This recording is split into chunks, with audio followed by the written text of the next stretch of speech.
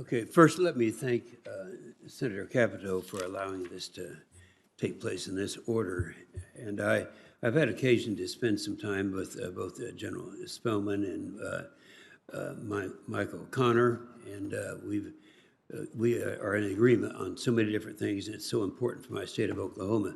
I have to share with the rest of the people here how serious of a flood that we had in 2019. And the only ammunition that we had at that time was the Tulsa levee and West Tulsa levee system. This actually was at a time when it was put together.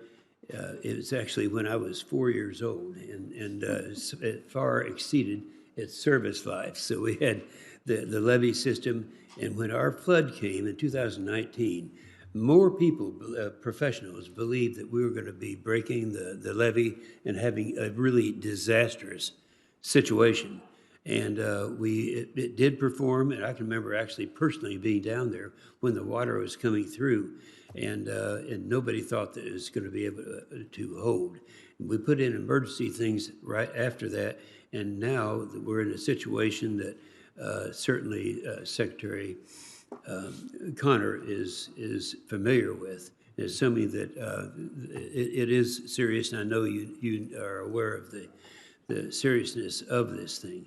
So we have this levee system, and we are hoping that and doing everything we can to ensure that we're going to be able to hold this out in the event of another one. It was a close call, very close call. The other thing that I wanted to make sure I had time to mention is our MCARNs. You know, people don't realize that we're navigable in Oklahoma. We're the most inland navigable system in the country, and it's something that people don't realize that. And we have more miles of freshwater shoreline than any other of the 50 states. Now, there's a reason for that, because ours are all man-made lakes, and man-made lakes are they give you a lot of shoreline because they have a dam down here, and then they go across a lot of the. So people are not aware of, but that is something that's serious. The other thing that is of concern is that we are navigable in terms of having the capability to take care of what the things that we need. For example, our navigation way coming to the state of Oklahoma is 98% 12-foot channel. But that means that we have 2% that's not a 12-foot channel, it's a 9-foot channel. And that's one of the things that's been on our list for a long period of time. It's been authorized, and I just want to make sure that I take this opportunity,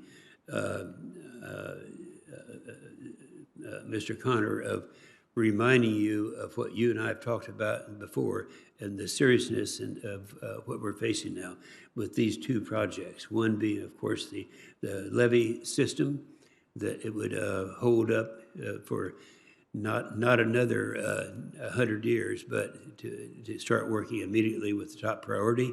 And I believe it has that, along with the deepening of the MCARNs. Would you share your thoughts on those two projects? Senator Inhofe, thank you for the conversations regarding these projects and the ongoing dialogue. I mean, I think they represent two very high priority aspects of the overall Corps of Engineers program. That is, obviously, with respect to the levees, our need to maintain, rehabilitate, and do any new construction with an eye towards resilience, particularly given the 2019 flooding situation. We know what extreme events can bring. And so that brings a focus to the need to move forward with your project in West Tulsa.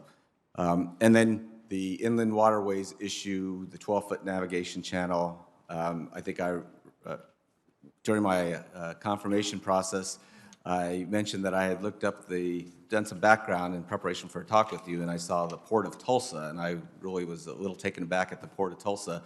But my first trip out of the box here was on the Mississippi River, Illinois River, seeing the dam and lock system, the navigable, talking to the folks involved in our navigable waterways, inland waterways, and moving commerce on that system, and the need for reliability, the benefits that exists from an efficient delivery cargo and our need to maintain and improve that system so that it's continues to be an important part of our commerce system.